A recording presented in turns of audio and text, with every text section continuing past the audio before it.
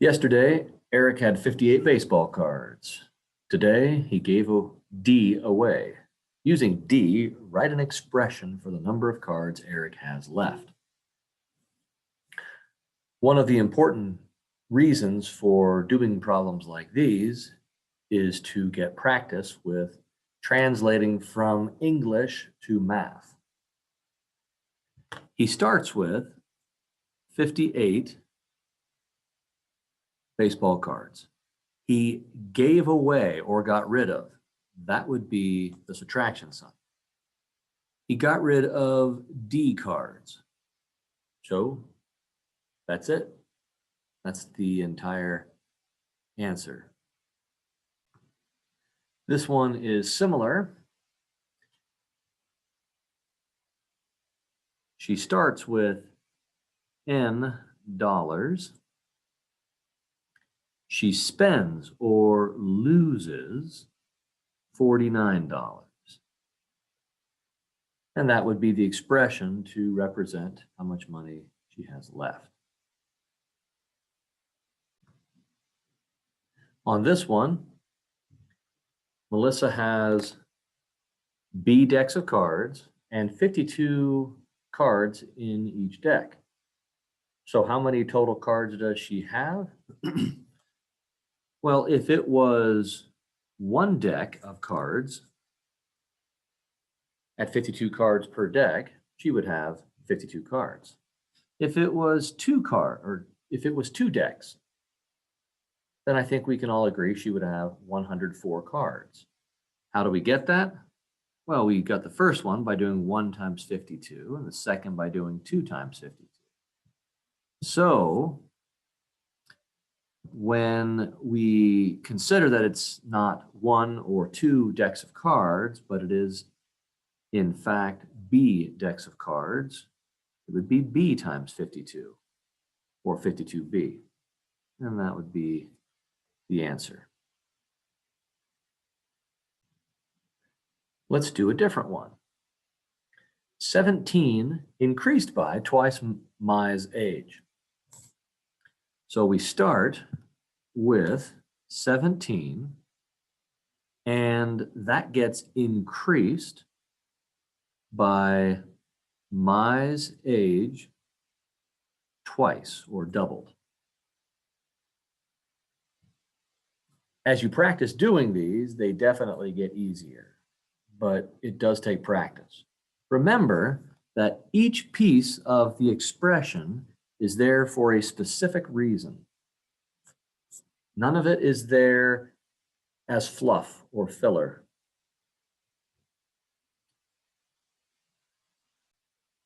One more. 52 less than twice Carlos's height. The traditional way of doing this incorrectly would be to write 52 minus 2 times C. But that would be wrong, because if we think about what the statement means, it means we want to take double Carlos's height and reduce that by 52. So the correct answer would actually be twice Carlos's height reduced by 52. So you have to make sure that what you write in the expression actually matches up with the grammar right here. Not something close to it, but exactly what it is. Now we do something a little bigger, and which is also an equation. I know it's an equation because I see this right here. So it says 5 times the sum. Oh, so we are going to be multiplying 5 by the sum of 2 or more things. And I guess we better put that sum in parentheses. 5 times the sum of a number and 9 is, means equals, plus it even says equals, is 7. That would be the correct answer. So now it's getting a little trickier, and it's getting more important to practice this type of thing right here. Now we get to the whole point of learning what we've been doing, which is applying it to word problems. Because word problems are what you face in the real world. Now, I will preface this problem by saying that in algebra, it's a good idea to not introduce extra variables. The more variables you introduce into a problem, the more equations you have to create. And that can be difficult sometimes. On this problem, I'm going to use 2 variables, and it will be okay. So let's start translating from English to math. A garden table and a bench cost $450 combined. So I know I'm talking about a garden table and a bench. And I'll call them G and B just to be incredibly original. So the garden table, price of the garden table plus the price of the bench is $450. That makes sense. Now in the second sentence, it says that the cost of the garden table is 2 times the cost of the bench. Clearly, this is more involved than what we have seen in the past. So how do we proceed? Well, let's notice that in the second equation, there is a variable that is already isolated. The G is by itself in the equation on the left side of the equation. Therefore, I recognize that in this problem, any place I see a G, that is the same thing as a 2B. It says so right here. It says that they are equal. Therefore, I can take that 2B and plug it in for G into the other equation. So that first equation becomes 2B plus B equals 450. Now I have an equation with just one variable, just B. Therefore, I can now solve an equation. Doing this thing back here is substitution. And you'll get a lot of use out of that technique in this topic and some other future topics. Let's finish this up. 2B plus B is 3B. And when we divide both sides by 3, we get 150. Now this problem is a word problem, so it has context. Therefore, we must include the units with the solution. B stands for the price of the bench. And the price is measured in United States dollars. So $150. That is how it is done. Now on that last problem, we only had to find the price of the bench. We did not have to find the other price. Incidentally, that would not have been very difficult. However, on this one, we need to find the number of text messages sent by all 3 people. Now here's a little trick to make this a little bit easier.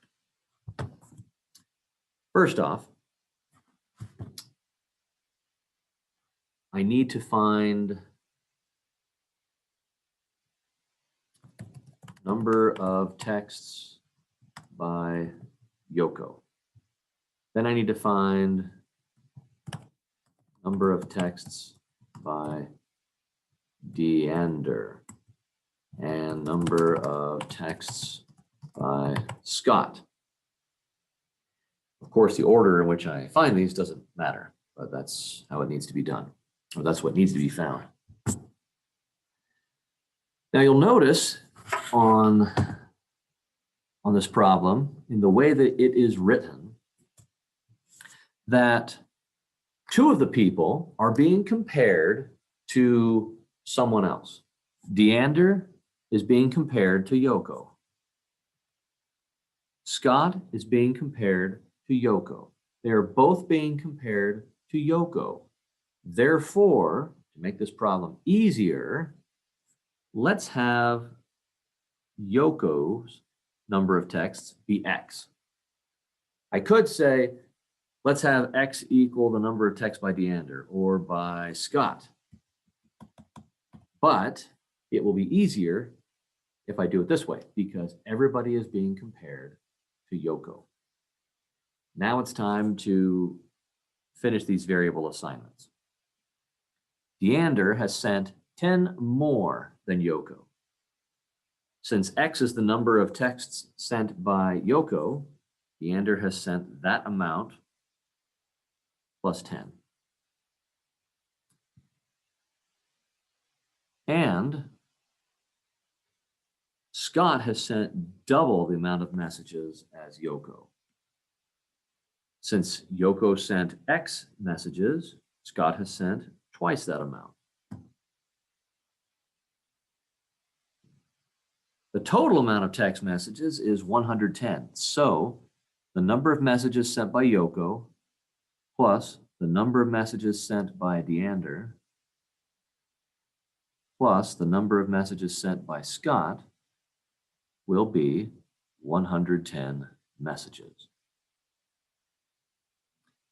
Combining like terms, we get 4x plus 10 equals 110. We subtract 10, 4x equals 100. Dividing by 4, we find that x is 25. Now, what does x stand for? X all by itself stands for the number of texts sent by Yoko. So we have that, 25 for Yoko. And we know that the number for Deander is going to be that amount plus 10, so 35 for Deander. And we know that the number of texts sent by Scott will be double the number sent by Yoko. 2 times 25 is 50. So that is how it's done. Now, in this topic, the problems are all done just like this. So definitely use this as a template. Last one. This talks about consecutive integers. Two things are consecutive if one immediately follows the other. For example, 2 and 3 are consecutive integers. 5 and 6 are consecutive integers. 107 and 108 are consecutive integers. 109 and 111 are not consecutive integers. So,